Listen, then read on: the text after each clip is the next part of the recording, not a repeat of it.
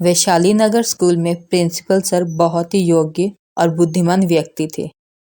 उनके न्याय करने का तरीका सारे स्कूल में बहुत प्रसिद्ध था। प्रिंसिपल सर जब भी अपना फैसला सुनाते तो सभी विद्यार्थी और स्टाफ संतुष्ट नजर आते।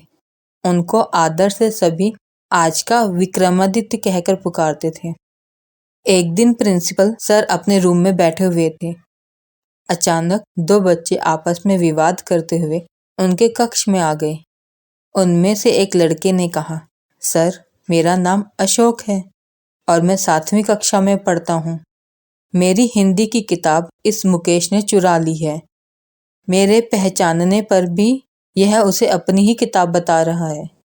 मुकेश ने कहा, ये झूठ बोल रहा है सर, ये किताब मेरी है। इसकी गवाही मैं अपने फ्रेंड से दिलवा सकता हूँ। ऐसे तो मेरे पास भी गवाह है सर, जो आपको सच्चाई बता सकते हैं। अशोक ने तपाक से कहा, तुम्हारे गवाह और किताब कहाँ है? प्रिंसिपल सर ने चश्मे से झांकते हुए पूछा। सर, आपके रूम के बाहर खड़े हैं और किताब मेरे पास है सर, मुकेश ने जवाब दिया। प्रिंसिपल सर ने बाहर निकलकर उनके गवाहों से बात की, लेकिन किसी अंतिम निर्णय पर नहीं पहुंच सके। आखिरकार उन्होंने उस किताब को अपने कब्जे में ले लिया। प्रिंसिपल सर ने बड़ी सावधानी से उस किताब को देखा, उसका एक एक पेज पलट पलट कर देखा। फिर गंभीर स्वर में बोले, मुझे तुम दोनों की गवाहों की जरूरत नहीं है। इस किताब ने अपनी गवाही मुझे दे दी है। किताब ने गवाही दे दी? वहां खड़े एक टीचर ने हैरानी से पूछा। यह सुन अशोक और मुकेश भी चौंक गए। इसमें इतना चौंकने की जरूरत नहीं है। इस किताब ने मुझे बता दिया है कि यह किताब किसकी है और चोर कौन है। इसका अंतिम फैसला कल प्रार्थना स्थल पर होगा, प्रिंसिपल सर ने बड़े विश्वास के साथ कहा। अगले दिन प्रार्थना स्थल पर प्रिंसिपल सर ने दोनों बच्चों का बस्ता अपने पास मंगवाया। बस्ते में रखी अन्य किताबों की चेकिंग स्वयं प्रिंसिपल सर करने लगे। काफी सोच विचार के बाद उन्होंने घोषणा की, यह हिंदी की किताब मुकेश की है। यह झूठ है सर, इस किताब ने तो कोई गवाही दी ही नहीं, फिर ये इसकी कैसे हो सकती है? अशोक ने कहा, इस किताब ने सब कुछ कह दिया बेटे। इस किताब ने नहीं, बल्कि मुकेश के बस्ते में हर एक किताब इसके पक्ष में गवाही दे रही है, प्रिंसिपल सर ने हंसते हुए कहा।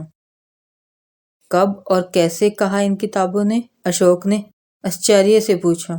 वहां उपस्थित एक टीचर ने सर से प्रार्थना की, सर प्लीज किताब की गवाही का खुलासा कीजिए ताकि सबकी जिज्ञासा शांत हो जाए।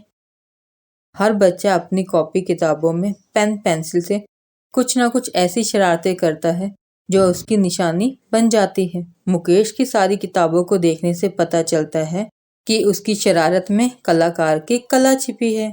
उसने अपनी सारी किताबों में कार्टून बना रखे हैं। ये तो बहुत अच्छा कार्टूनिस्ट भी है और हिंदी की किताब में तो इसने मेरा ही कार्टून बना रखा है। इस प्रकार किताब बेजुबान होते हुए भी सब कुछ बोल गई। प्रिंसिपल सर की बातें सुनते ही अशोक का चेहरा उतर गया। उसका उतरा चेहरा देखकर प्रिंसिपल सर ने पूछा, अशोक, ये तो सिद्ध हो गया कि तुमने मुकेश की किताब ली, किंतु ये बताओ कि तुमने ऐसा क्यों किया? अशोक चुपचाप खड़ा रहा। अरे अशोक, प्रिंसिपल सर कुछ पूछ रहे हैं, उन्हें जवाब दो, वहां खड़े एक टीचर ने कहा। टीचर की तरफ देखते हुए अशोक बोला, दरअसल मेरी किताब पिछले महीने खो गई थी, इसलिए मैंने मुकेश की किताब चुरा ली थी। तुम्हें पता होना चाहिए कि चोरी करना अपराध है, इसकी सजा तुम्हें मिलनी चाहिए, प्रिंसिपल ने कहा। यह सुनकर अशोक की आंखों से आंसू बहने लगे। वह बोला, सर मुझे माफ कर दीजिए, भविष्य में अब ऐसी भूल कभी नहीं करूंगा। प्रिंसिपल सर ने माइक हाथ में पकड़ते हुए कहा, अशोक ने अपनी गलती स्वीकार कर ली है और यह इसकी पहली गलती है, इसलिए इसे चेतावनी देकर छोड़ रहा हूँ, लेकिन एक छोटी सी सजा तो मिलेगी ही। सब सोच में पड़ गए कि अशोक को कौन सी सजा मिलेगी। फिर सर ने कहा, अशोक सोमवार को एक बाल कहानी लिखकर लाएगा जिसका शीर्षक होगा किताब की गवाही। अशोक ने गर्दन हिलाकर मौन स्वीकृति दे दी।